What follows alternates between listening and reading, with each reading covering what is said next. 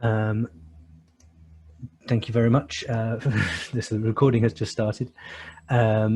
We will then have a short discussion between the National Research Coordinators of the Accountability for Water Programme from Ethiopia, Kenya and Tanzania, who will be discussing the findings and the implications for accountability in East Africa. And then we will have an open discussion with all participants in which we really hope that people will share their experiences and their views about the most pressing issues when it comes to accountability. So it's not a Q&A as such, it's more an opportunity for people to share their insights and discuss, hopefully with each other, with the people who are here on the session. Then we will give a brief introduction to the Professional Research Fellowship Programme that we'll be launching soon, and the research agenda that we hope that reflects the findings of the evidence review. We will be just giving an overview now, and there will be a launch of that programme once we've finalised all of the PRF participants. And finally, we will be announcing the recipients of the training certificates from the Accountability for Water programme. So this was a training that was conducted between December and May this year, and which had hugely rewarding training of participants from a wide range of organisations within the accountability space in East Africa. Without further ado, I'm just going to briefly introduce the Accountability for Water programme and background before I hand over to my colleague Benji to introduce the key findings from our report. I hope other people are able to hear me okay. Do shout in the chat if you're having more challenge hearing me. Great, thanks, Louisa. So, firstly, just to introduce the Accountability for Water programme is a collaboration between NGOs and organisations looking at accountability, including Water Witness, where I'm from, WaterAid, Oxfam, IDS, Water Integrity Network, End Water Poverty. It's led by the Partnership for African Social Governance Research in Kenya, and we have a lot of learning partners and stakeholders who are part of this consortium. I'm sure I've missed someone off my list there, but apologies if I have. And we're all working to try and identify what works best in improving accountability, because we think it's a fundamental blockage to accelerating progress towards the SDGs, and specifically SDG 6. So we concluded an evidence review last year, which you can find the report again on the Accountability for Water website, and we have within it developed a theory of change for how accountability challenges can be overcome, and that's what I'm presenting on the screen here. It's quite a complex model, but the premise is that from each intervention to get to around accountability, to get to the outcome and the impact that you want, you need to thread a path through various factors that can influence the success or failure of that program. And it's important in our accountability work to understand those factors and how they can influence success or failure, and have a good diagnosis of where the biggest challenges are going to be. So then that will help us to answer the question of how citizens can mobilize accountability mechanisms to stimulate change and improve governance and service delivery. And these interventions can be driven either by government, for example, through instituting new complaint mechanisms or new audit systems or sector reviews, or by civil society through social accountability mechanisms, citizen report cards, budget tracking, and so on. So the stakeholders for this are very much both civil society and government, and both can have a key role in improving accountability, because accountability is necessary not only for civil society and for citizens to be able to ensure that their rights are being met, but also for governments to ensure that their programs and agendas can successfully be implemented. So to that end, we developed in the same program an accountability model for explaining how accountability works and helping to diagnose challenges in the system. And this is what we call the accountability cycle, or the 5 R's. So the idea is that accountability is part of a feedback loop that improves the service delivery system. So, and when any part of the feedback loop breaks down, then you can have a worsening system where it gets progressively worse and worse.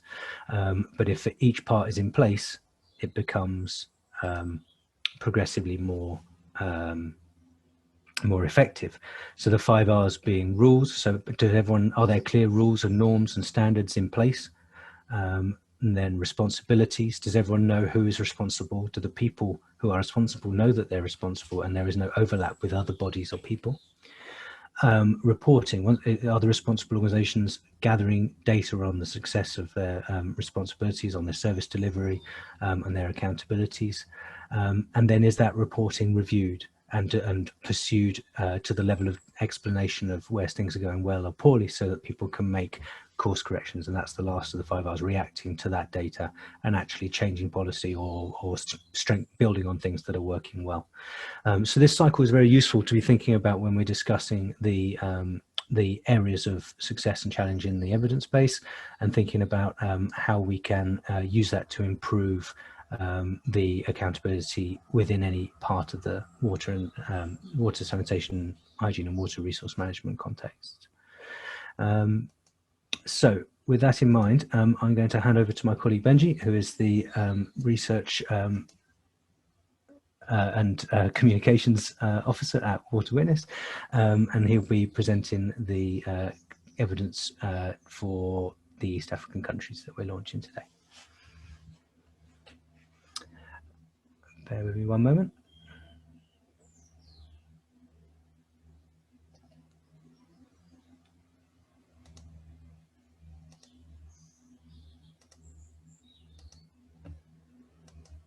Okay, you should now.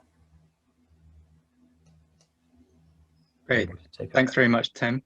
Hi, I'm Benji, the Research and Communications Officer at Water Witness. Just give me a second. I'm going to just get my slides up. Hopefully, you should now be able to see the overview for the presentation. So yeah, as Tim mentioned, I've been working closely with him alongside Joanne, Jesper, Mulugeta, and others on the Accountability for Water research program. And this session now really aims to give a taster of our new report, which is focusing on country level analysis, exploring evidence on accountability and advocacy in the water sector. And it's part 2 of this global evidence review that we've been conducting to try and find out what works where and why in terms of different accountability mechanisms that citizens can use to hold service providers, governments and companies to account to improve water service provision and accountability around water governance more generally. This has been part of an exhaustive 2-year process, and you can read our full methodology in terms of the sifting down of the data in part 1 of the evidence review, which is the overview and summary results we released in August of last year. This new report we're launching today, which you can access on the Accountability for Water website, is part 2, country level evidence summaries, where we dig down deeper into some of the country level data to see specifically around the East Africa region what the trends and themes were. And we intend to follow up this report with a final thematic evidence summaries report, which will be exploring in more detail themes around gender and accountability, the role of donors, what makes governments listen, strengthening citizen voice, and closing civic space, which will be developing in the coming months. And today we're going to be focusing on 5 countries: Ethiopia, Kenya, Tanzania, Uganda, and Zambia. And how we've organized the report is thematically around, organized around emerging insights for 3 different clusters: community dynamics, governance dynamics in the enabling environment, which is necessary for accountability mechanisms to be effective and improve water outcomes. And this really develops on from the theory of change discussed by Tim. We'll conclude by looking at knowledge gaps in the literature, which we covered, and what the future research priorities should be looking ahead to build up a relevant knowledge base and improve outcomes in the water sector.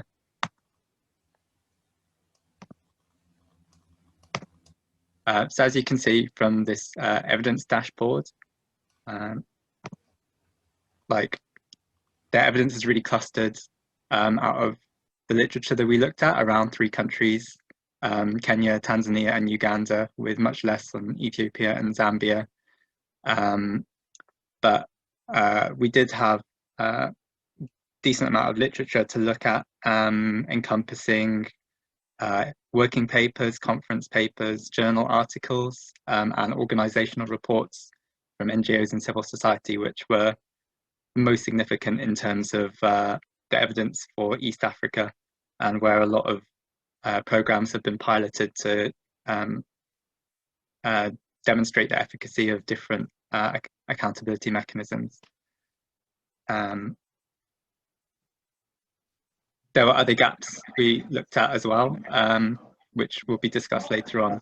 But first I'm going to go now into the emerging insights across the literature for all of the countries under study.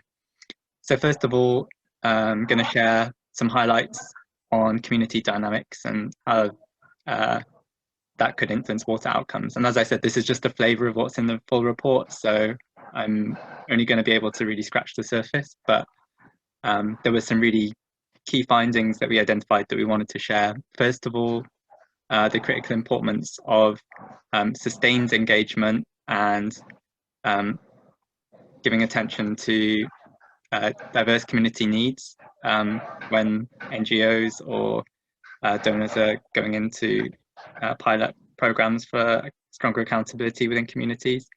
There's a common pattern of disillusionment and mistrust across the various studies, and so there was an indication that there's a need to reevaluate approaches to citizen participation in WASH programs, in particular for water and sanitation and hygiene, because participation wasn't always welcomed. It could be perceived as an additional burden, especially for low-income community members, if they weren't compensated for their time and labour and couldn't see the immediate benefit being yielded. And where there's a prevailing sense of apathy and mistrust of formal institutions, especially if there's a history of sporadic engagement from government or NGOs coming and going, this often deterred participation on behalf of citizens. But yeah, long-term trust building was really key to the successful uptake of social accountability mechanisms, and for communities to really see the value in them. And yeah, sustained engagement over time was necessary to underpin community incentives for participating in accountability initiatives.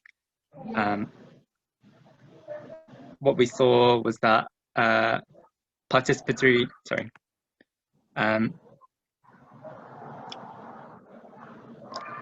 yeah, I'm just going to have to, I missed a slide, sorry. So yeah, community investment was really necessary, and willingness to pay was tied up with the involvement in project design and having a strong sense of ownership over accountability programs.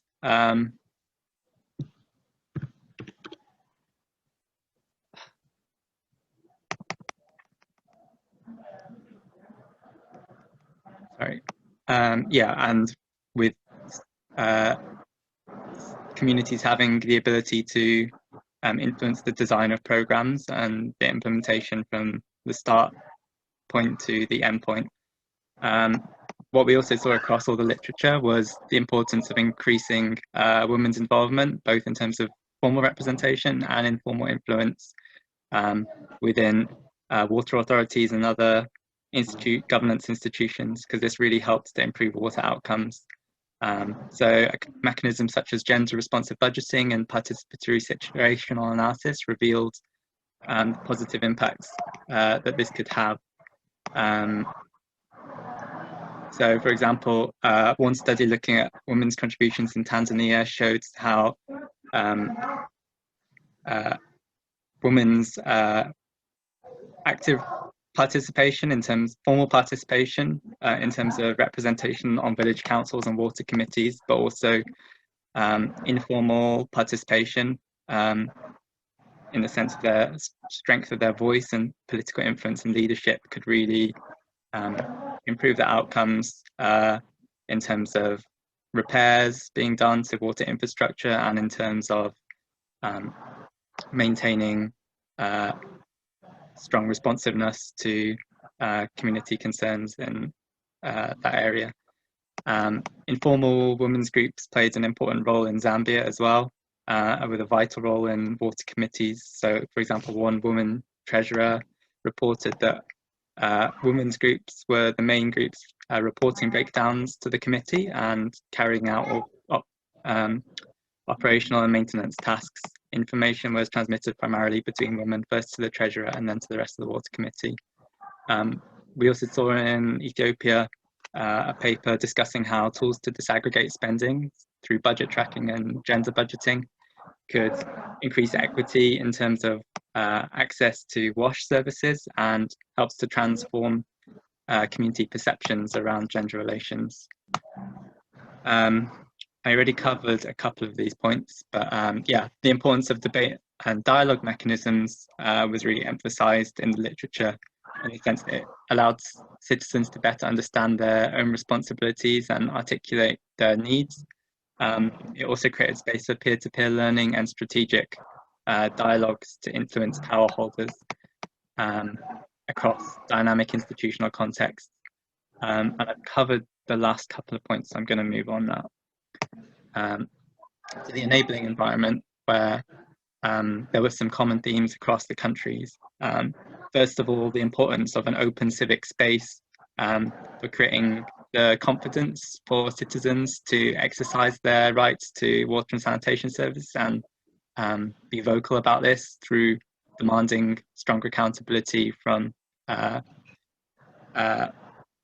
governance authorities and politicians. And free political association was really critical in terms of creating a space where citizens were willing to mobilize for their rights.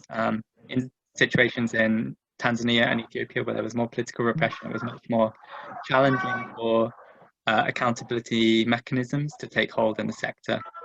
And this restrictive environment highlighted the need for strategic alliance building, especially at different scales between communities, implementing agencies, and donors who might be able to gain more leverage, shift government policy to maximize space for an autonomous civil society.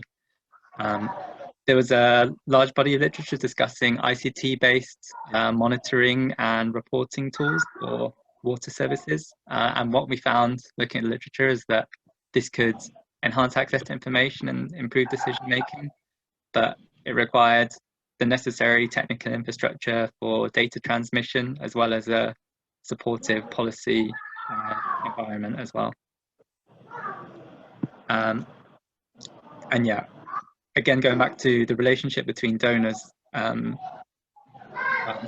common theme around trust, there was some literature, particularly in Tanzania, discussing the need for project beneficiaries or citizens already being failed by service providers to be able to determine their own agenda and set their own priorities around improving access to services, and the need for donors to really provide a space to support that process to flourish. And that really set the culture for participatory exercises to follow. We also saw how low levels of literacy and education could be an obstacle to the uptake of social accountability mechanisms when communities couldn't really see the value of it and it wasn't explained clearly. So this was linked to the need for good education and training to explain the value of different accountability mechanisms. And there was also some discussion in Zambia in particular around how stronger levels of literacy and education contributed to an improved environmental ethos within communities and allowed these issues to gain traction within wider society. And consistent with different contexts elsewhere, in this region, structural inequalities around class, race, and gender and disability status were significant in determining different levels of willingness of communities to participate or their ability to participate. And yeah, this was significant in terms of the political economy of the region, which demonstrated how the relative strength of different voices often mirrored existing configurations of economic and political power.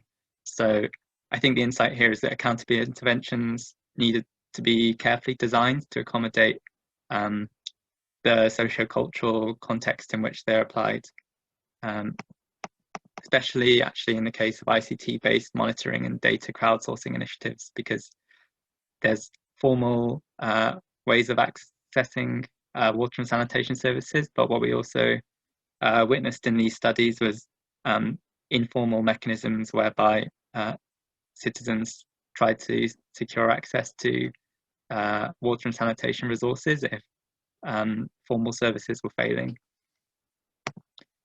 In terms of governance, across all of the literature for East Africa, we saw a common theme around the need for much clearer lines of accountability, clearer mandates and guidelines to improve WASH performance outcomes. So there was a need for clear operational and maintenance responsibilities, and also much clearer guidelines within implementing agencies, regulators, and service providers. As we mentioned previously, a common issue that was encountered relating to governance was in terms of more centralized, top-down forms of politics, particularly in more authoritarian contexts where there was a stifling of dissent, such as in Ethiopia, which limited space for strengthening citizen voice. And as mentioned, external donor pressure could generate space here for civil society to operate. And a good example of this was how bilateral donors who had been providing budgetary support to districts had some leverage to push for social accountability mechanisms within the region, and also better access to information for citizens so that they could make informed decisions. And evidence from Kenya showed how decentralized and pluralistic governance allowed for better pooling of human and financial resources, more responsiveness,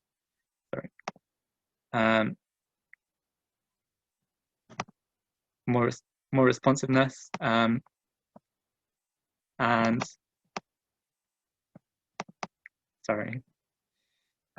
more diverse input to decisions.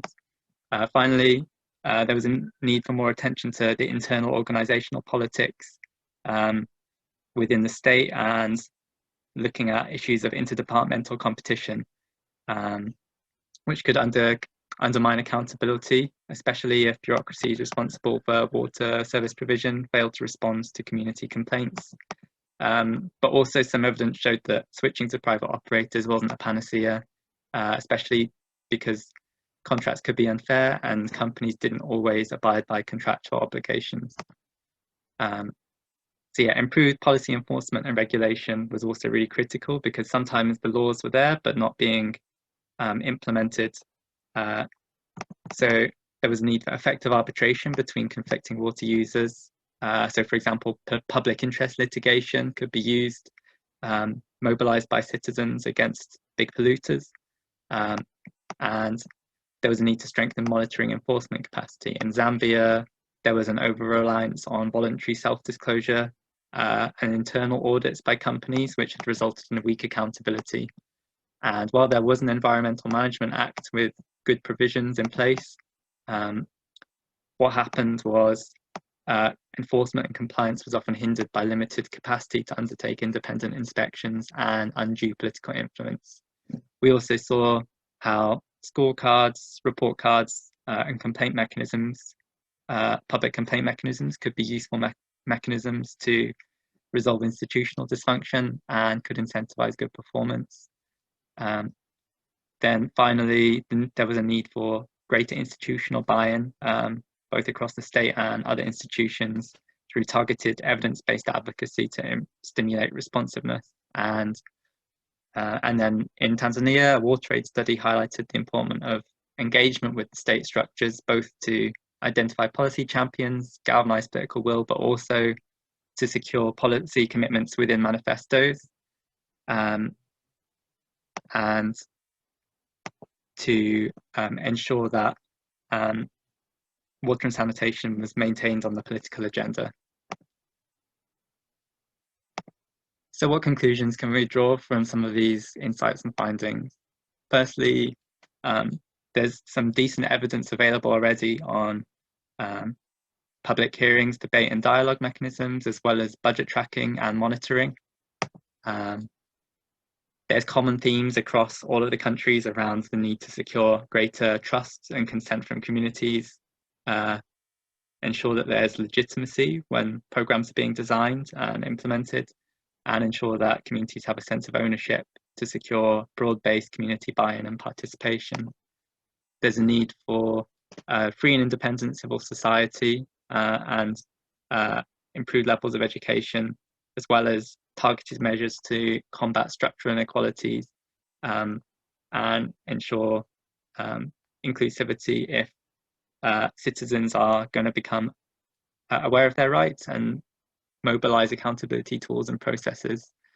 And relating to governments, there was evidence pointing to the need for much better, more clearly assigned roles and responsibilities, more pluralism in decision-making, and greater decentralization away from unresponsive bureaucracies and institutions. This helps guide some future research priorities where we could identify certain gaps which could be addressed out of the evidence. First of all, there wasn't a lot of evidence on evidence-based advocacy, especially in East Africa. So mechanisms such as lobbying, freedom of information, or media campaigns and dialogue processes could be better explored in future research. Similarly, there was limited evidence on statutory accountability. This includes, for example, ombudsman services, citizen oversight panels, customer service charters, and public interest litigation. In terms of the water sectors under study, most of the evidence we looked at focused on water and sanitation services, especially in rural areas, but there was very limited attention to agricultural water management, especially around irrigation and groundwater abstraction, and limited attention to watershed governance and water resource management more generally. So future research would do well to focus on these areas. And there was also a sense that after surveying the literature, more efforts could be made to understand how interventions can meet the needs of hard-to-reach water vulnerable groups. And East Africa, that particularly means, for example, nomadic pastoralist communities. And similarly, to think about how these sorts of interventions will change and need to adapt in response to the climate crisis and the shifting ways in which different communities access water as it becomes an increasingly scarce resource in the region. Finally, COVID-19 wasn't an issue when this research commenced, and much of the literature we were looking at, none of it really consider the impact of the pandemic, but clearly that's changed the context in which future interventions will occur. And as we look to a post-pandemic recovery, it would be important to consider how COVID has changed the institutional context in which accountability interventions occur. So that's everything from me. Thanks for listening, and now we're going to go to the discussion. Thank you very much, Benji. That was really interesting. As I said in the chat, if you have any thoughts or reflections on the issues highlighted by Benji there, it would be really good if you can share your thoughts in the chat. And after we've had a brief discussion from our panel here, we will be asking for your insights. You can, if you want to speak, then please put a comment in the chat, and I will take those in turn and give you the ability to speak on the Zoom. So I'm going to now ask if Benji, if you can stop sharing your screen, and if Joanne, Jesper and Mulugeta can start your videos and unmute yourselves, and if you can stop your video and mute yourself, Benji. Thank you very much.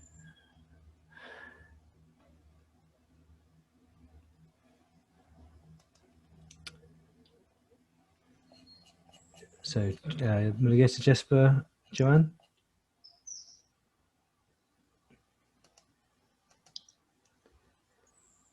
Are you able to show your videos? Hello. Hi, I can't Mulugeta. share my video.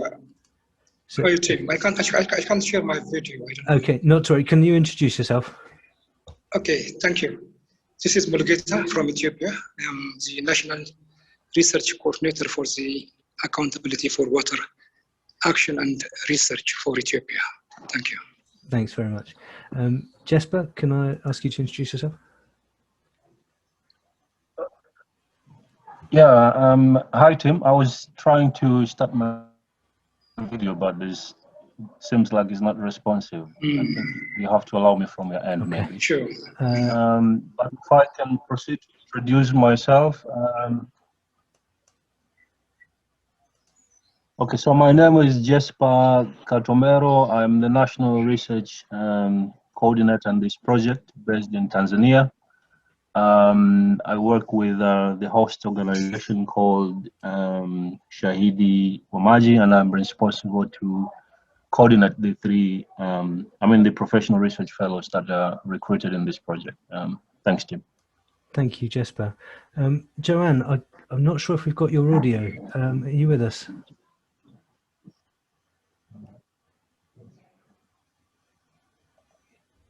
We can't hear you, Joanne.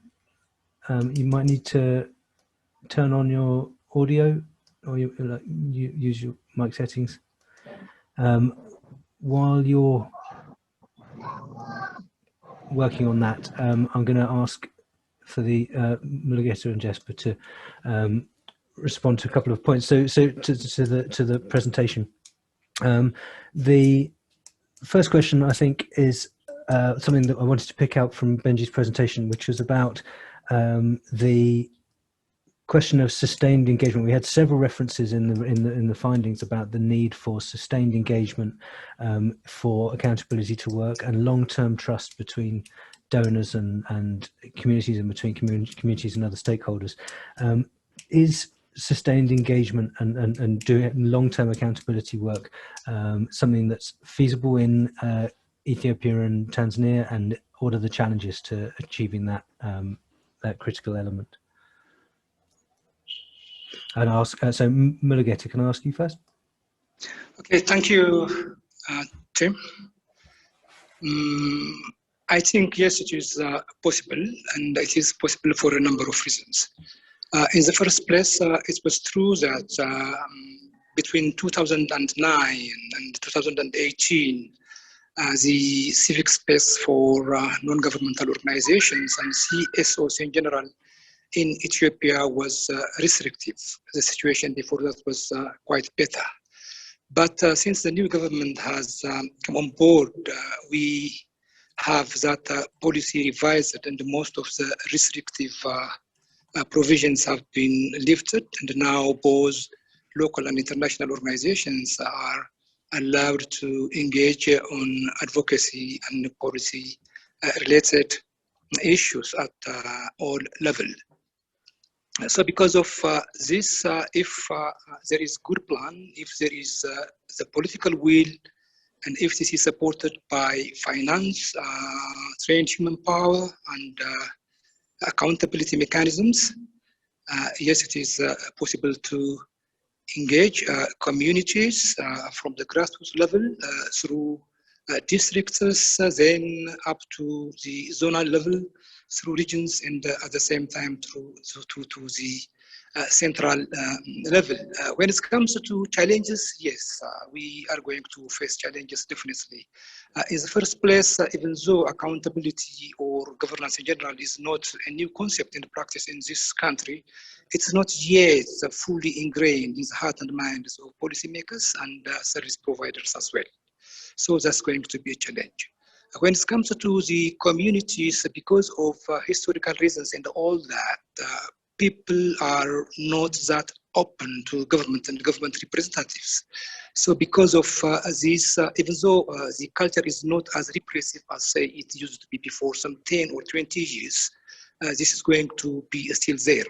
That's one thing. The other thing is if people come forward and ask to get some problem solved or to get a problem addressed or whatever, and the service providers or the responsible authorities do not react immediately or do not explain to the people why they are not responding immediately, this may serve as a bad experience for people not to proceed. Meaning the opinion or idea of what would I bring if I say or react anyway. So as far as we are really quite careful of the overall mechanisms and the subtle instances which I just mentioned, the opportunity is there. That's one thing. And given the change we are having since the last, for the last 3 years, we are also hoping that the space for service delivery, policy consultation, and all that will be more wider than they used to be in the past. And when it comes to the water sector, we had our 10-year perspective plan, and in that 10-year perspective plan, engaging the community, particularly women and young people, and of course now, which is interesting is that disabled people as well in service delivery and policy making and all other important strands of the water sector are really emphasized. But it's true that having a policy and strategy is one thing, and getting that done is another. So with all the challenges, there is good political environment or goodwill, more or less better institutions that are structured from the center up to the grassroots level, and to some extent also some determination on the part of the public authorities, and also the people, the communities are also nowadays much more better than they used to be before in terms of asking and getting service providers and the government officials listen to what they are saying or what they are demanding. Thank you, Tim. Thank you, Mugeta. You've jumped ahead on also to my next question, which was about civic space as well. So thank you for that. Jesper, any reflections from you that you particularly wanted to pick up from Benji's presentation, and particularly about this question of long-term sustained engagement on the accountability work? Thank you very much, Tim. I want to first appreciate Benji's presentation for setting up the scene and highlighting some of the critical issues in the WASH and accountability practices, in the 5 countries that the research program covers. And thanks also, Mulugeta, for your comments. I think to start with, first, I wouldn't be really very far from what Mulugeta has just pointed out. But maybe let me just start with this issue of sustained engagement. The way I see it, and based from Benji's earlier highlights, is that for it to work effectively, I think it has got to be connected to some sort of action research, because sustained engagement by itself, without being informed by what is existing, what kind of gaps can be looked upon, and so forth and so forth, it cannot really work. So the first key pillar that I see is, and this connects as to why some of the engagements in the WASH area, not only in the accountability area, have not, really produced effective outcomes, is that they have been detached from the research component. So I think for it to work, number one, there has to be this connection between action-based research, which generates knowledge on the problem, on the gaps, and then the next stage, of course, will be to use the knowledge that is generated to inform, engagement, advocacy strategies, and interventions. So I think that's very important to highlight. But also in connection to what Mulugeta was saying, the political context also determines to a great extent how engagements can be sustained from maybe one phase of administration to the next. And we have practical examples from some of the East African countries, including Tanzania. At some point, Tanzania was making significant milestones in terms of how the civil society and other actors in the WASH were pushing the agenda, to engage effectively in the WASH area, especially in the governance and accountability spectrums. And then there was a regime change, of course. Most of you may be aware of that. And after that, we witnessed a closing civic space. The regime, came up with some of the laws that could not really provide freedoms to whether NGOs or CSOs or actors that are really involved in WASH. So in a way, that was a constraint, and this is why the political context, is really significant in these kind of endeavors. But also, I was Benji highlighted the point on donors, and this has been one of the topical areas of discussion when it comes to sustaining engagement, either with communities or duty bearers when it comes to accountability in the WASH sector. And the problem has been, as Benji highlighted, that accountability has been skewed, towards the donor end part, and those who are actually on the ground, communities, especially who are responsible for day-to-day management of the WASH services, are left aside, and decisions flow from the other side towards them. So for it to work again, I think there is a need also to reverse that particular trend, and I've seen a number of research work that tries to address that, but also some of the initiatives by CSOs trying to invest more on communities to have a sense of ownership on WASH-related projects, monitoring, managing, and even at the execution level. And this can, stand the potential to improve accountability, because at the end of the day, it is the community that feels where there are problems. Financing is also one of the critical aspects in order to sustain engagement in WASH. There's been a number of studies related to budget tracking, et cetera, et cetera. And the last point that I would like to emphasize, I think it's on the community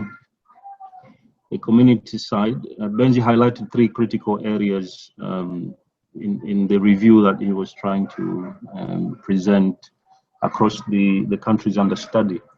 And this relates to, of course, community dynamics, enabling environment, and the governance dynamic. So on the community side, I think the gender aspect has been largely underexplored in WASH. And for obvious, I mean, I don't know why it has been, underexplored, but it doesn't really make sense when you study WASH practices. We know that it is the women that are in the front line, when it comes to WASH services. So any sustained engagement efforts that are geared towards addressing accountability issues in the WASH, I think it shouldn't leave behind the gender aspect, in particular the women, how women are involved both in active forms of formal aspects of representation, but also informal aspects of representation. And this also takes me to another part of my contribution in this discussion, that so I think there is a need as we move forward. Tim, if you can allow me to highlight some of the gaps and how they can be addressed in our ongoing research project. Is that okay? Yep, I mean. Okay, so this brings us to thinking of which ways we can address some of these inherent gaps in the WASH and accountability practices. So there are 3 critical areas, for instance, in Tanzania, that the current research that we're about to execute focuses on, and in a bid to try to address these gaps. So, for instance, in the community dynamics area, as I just highlighted, we have one of the focus, which is on the gender dynamics. So we're trying to look on how different water user associations and water groups associations brings in the notion of gender dynamics, particularly how women can be, involved both in active forms and informal forms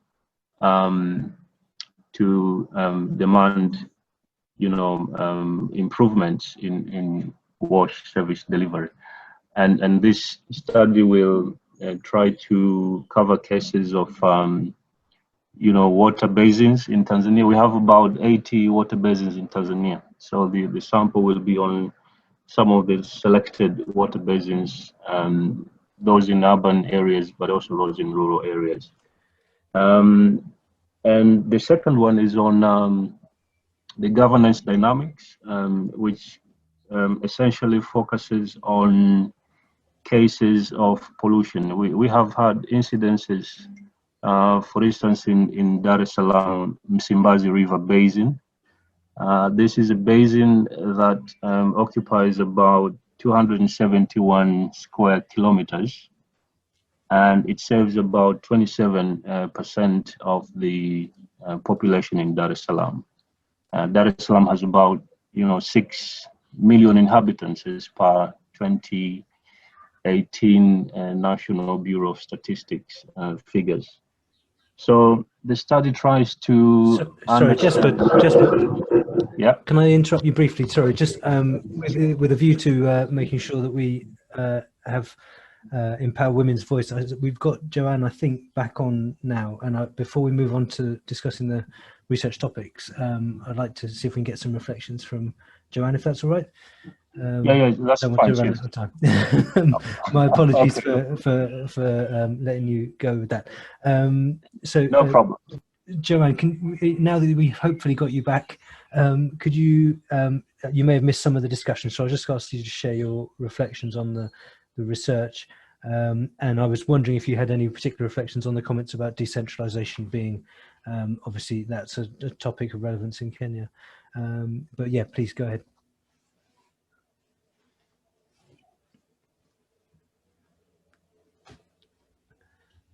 Hopefully we have you.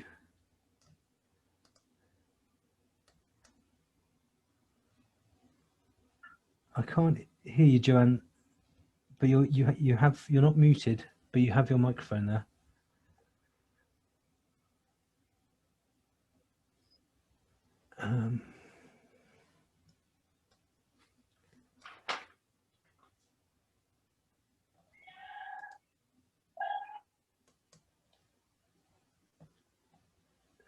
Sorry, Joanne, we're not hearing you.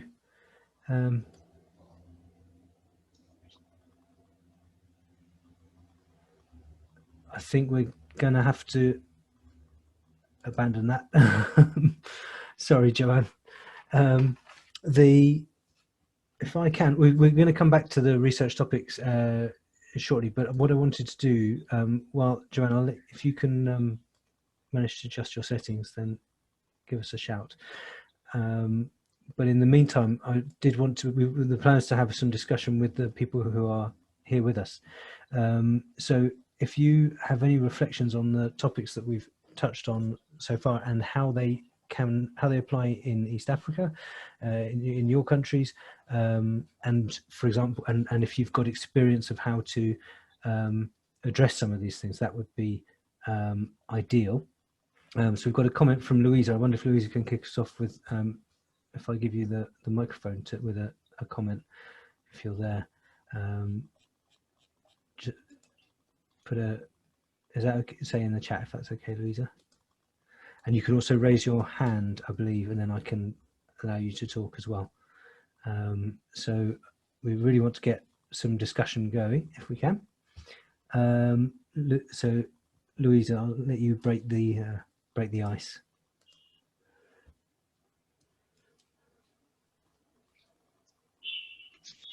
Can you hear me now? Yes, we have you. Okay, thank you. And yes, thank you for breaking the gender imbalance of your panelists so far. Although very interesting presentation. Thank you very much. And yeah, so I was interested at a couple of the main conclusions. One of them was, lessen structural inequalities in society. That is one of the things that you need to do to increase accountability. But I just wondered how, realistic that is, given that things seem to be getting worse, especially with COVID, that is exacerbating many of the structural inequalities. And I think you've put the question yourself in the chat box: is do accountability mechanisms, does increasing accountability in the evidence, does that suggest that by doing that you address some of those structural inequalities? So is improving accountability a way of mitigating some of those inequalities? Thanks, Louisa. And I don't want to leap in with an answer. Also, we have yes, it's talking of making sure giving voice to female participation. We have Zoom has let us down with Joanne's contribution. Talk about being silenced. We wait hopefully fairly fixed, but I see there are lots of women in the in participating, so don't hold back. Does anyone have any responses to that question? How can we make sure that social accountability mechanisms, or accountability mechanisms more broadly, are inclusive?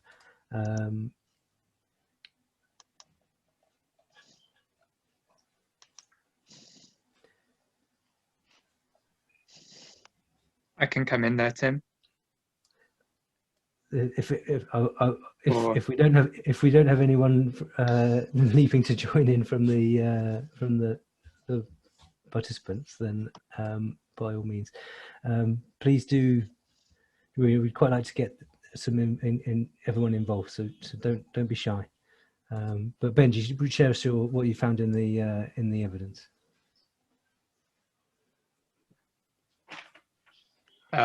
Yeah, sure. So I guess in terms of the fact that these structural inequalities are, difficult to challenge in the short term, and it's a long-term process, as Louisa pointed out, especially in the aftermath of COVID. I think there's an opportunity to redouble efforts around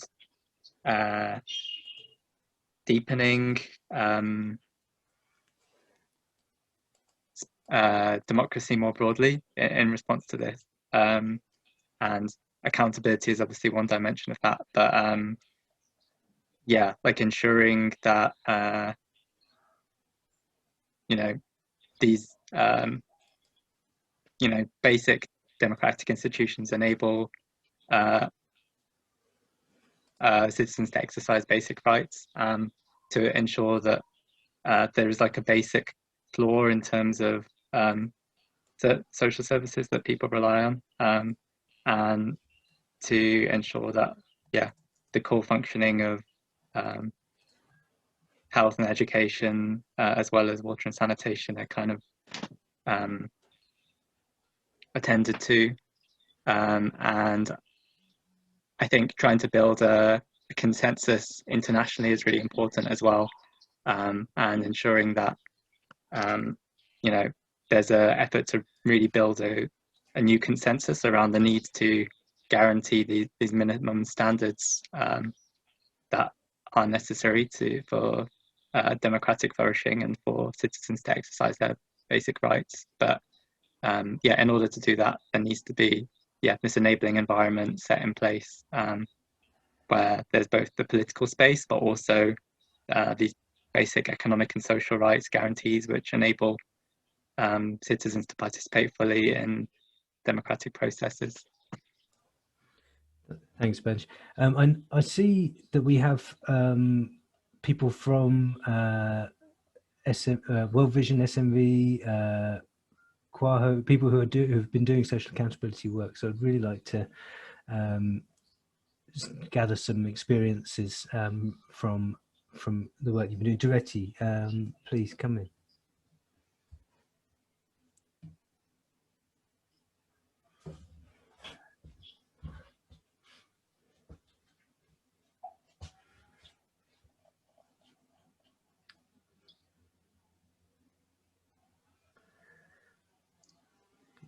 You're there.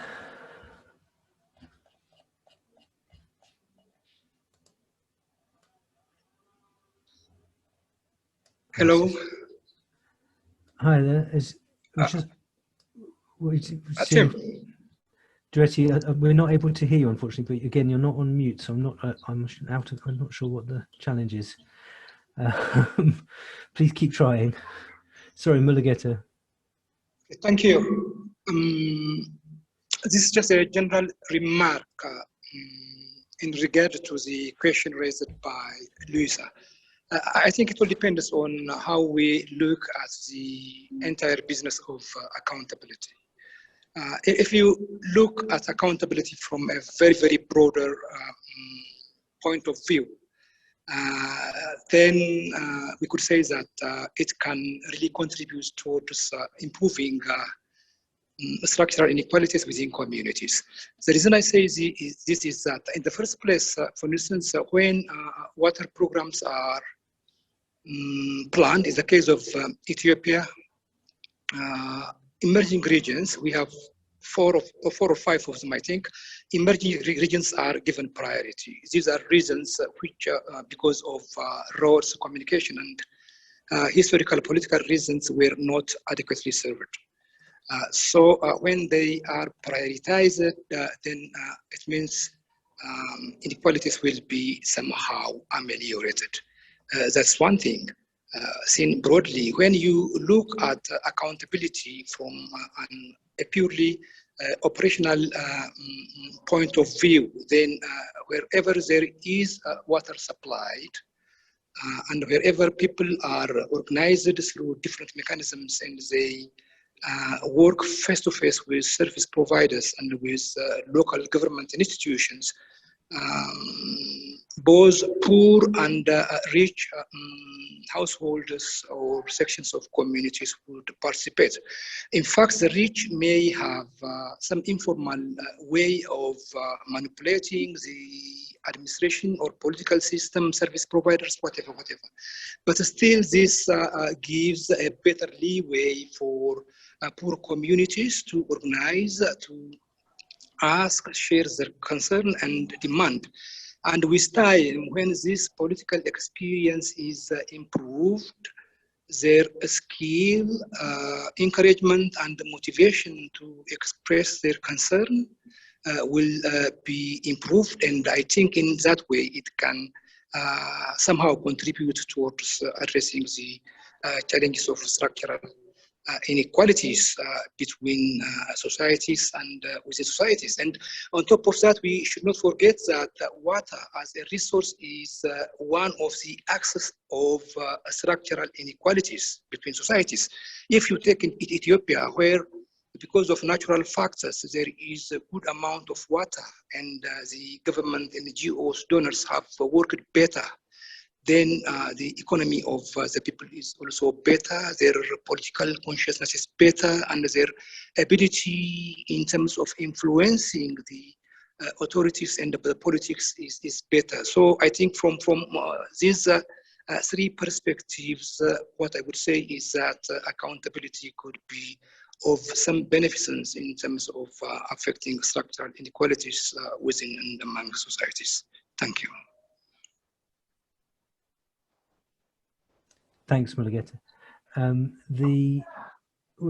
Before we move on to the next part of the agenda, please, if anyone wants to share any observations, do either raise your hand with the raise your hand button, or say something in the chat box, and I'll give you the mic, hand you the conch, give you the microphone.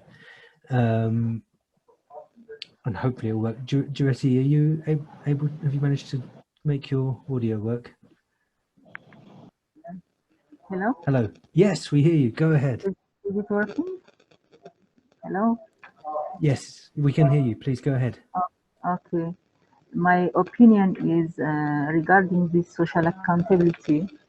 The mechanism helps us in our country, in Ethiopia context, especially in our area of intervention, in our programs. It contributes for different social groups to, it creates a platform for different social groups to sit down and assess their problems. They identify their gaps and make planning, and they conduct further monitoring and evaluations. So it creates, it improves the social dynamics within the community and improves the social differences and improves the community culture, working together, and improves the culture of the communities working together, and it avoids differences within the community. So the approach is very helping, especially in our context, for to avoid the bad habits within, especially with the discriminate. Some group of communities are discriminated from the whole community, and that's the approach. Put together this different group of communities with different culture and social background to sit together and work together for the better for the better result and implementation of programs. Thank you. Thank you. Thanks very much. Thank you. Sorry, Jesper, Majuma had her hand up. We're going to hand over to Majuma. Oh, okay. Great. Thank you. Hello? Hello, can you hear me? Go ahead, Majuma. Yes, I want to add on the previous discussion on the issue of whether social accountability can help to address the issue of structural imbalances. In my opinion, I think it will somehow, because, for example, when we talk about water, we always tie water to women when we talk about roles of who is going to maybe find water at the domestic level at home. So I think if we put a little bit of lenses on gender, improving gender power relations in water issues, we are going to somehow address, because of the cultural relations which are also tied to water.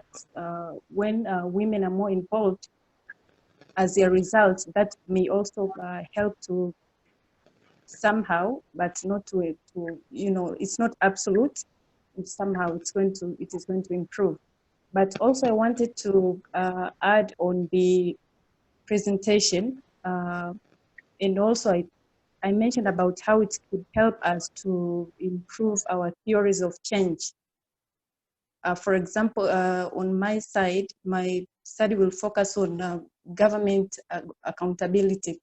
Jesper was just about to present that some of the issues which can be interventions. For example, when we talk about, let's say, education, water pollution it has become a norm in some communities. So now, for example, in Tanzania, I'm following some of the recent initiatives which are done by the National Environment Management Council, which is responsible for managing all issues related to pollution in the country. So recently, maybe it's 1 or 2 weeks ago, I was following on their Instagram account, and they're actually doing community education on sustainable and responsible water cleaning. So this is some of the practical ways that we can be able to address water pollution from the community point of view, and especially as far as community education is concerned. So that's what I wanted to say. Thank you. Thank you very much. Just Joanne, is your audio fixed? I'm just going to see if we can get to you. One more try. No. Okay. Timothy, you had your hand up, and then we'll move on with very short. Oh, we've got Michael as well, so we'll take these two interventions and then we'll move on. Timothy, go ahead.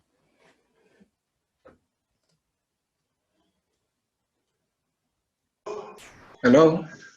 Hello, we can hear you. Okay. Again, I'm Timothy White from Liberia, and I want to say thanks to the team for the presentation. I think the presentation is great. A lot of learning from that presentation to inform our projects. I'm looking at increasing the human rights-based approach with communities affected, most especially affected communities in our approach that will actually help to even them hold duty bearer accountable or service providers accountable for water and sanitation program. So there are a lot of learning that we catch up from the presentation that will help to inform our project. Thank you so much. Thanks very much. Michael, did you want to come in?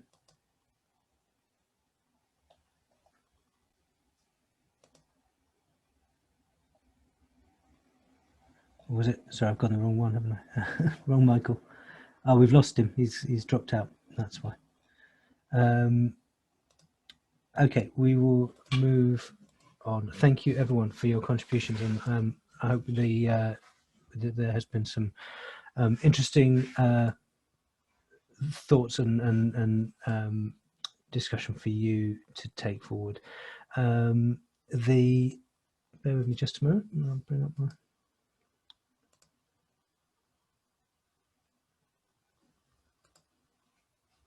Okay. So we've mentioned the future research priorities, and as Jesper started to introduce a bit for Tanzania, I'll just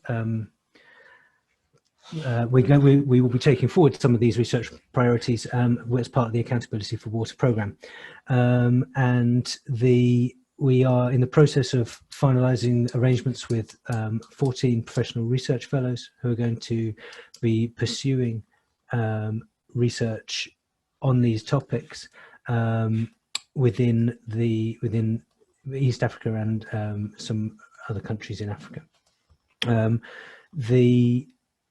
So I'm just going to present a bit about what we're going to be looking at and what areas we're going to cover, and we will be launching those research programs very soon, once we finalised all of the arrangements with all of the respective researchers. But just to give you a taste of what's to come, across the projects that we've selected to go forward, we've got across a fairly even balance across the subsectors of water resource management and WASH. As you saw from Benji's comment, there's a lot less research out there about water resource management, so this particular area of interest. We've got in researchers, even balance of male and female researchers, and we've got we've got a sample of different organisations that people are within who are doing the research. We've got 7 NGOs, 3 from within academia, 2 who are working within government institutions, and 2 within the private sector. So we're going to be, covering a broad spread of research areas or research contexts, and trying to cover off as much of those thematic challenges that Benji highlighted as we can. Particularly, we've got proposals that are looking at strengthening national regulatory practices. We've got several looking at social accountability initiatives, and particularly mentioning gender power relations and the role of women and youth, some of which we've heard referenced earlier on. We have several looking at budget tracking and financial accountability, whether that's holding parastatal water service providers to account or helping service providers to implement their own accountability commitments. We have several looking at regulation and accountability for pollution and wastewater and protecting water resources. And we have several looking at statutory accountability mechanisms and protecting water user rights, and in the context of conflicting water claims. So we've got a very broad research slate that we will be launching soon, and we are looking forward to sharing those in detail with you, and look out for the further communications from the programme.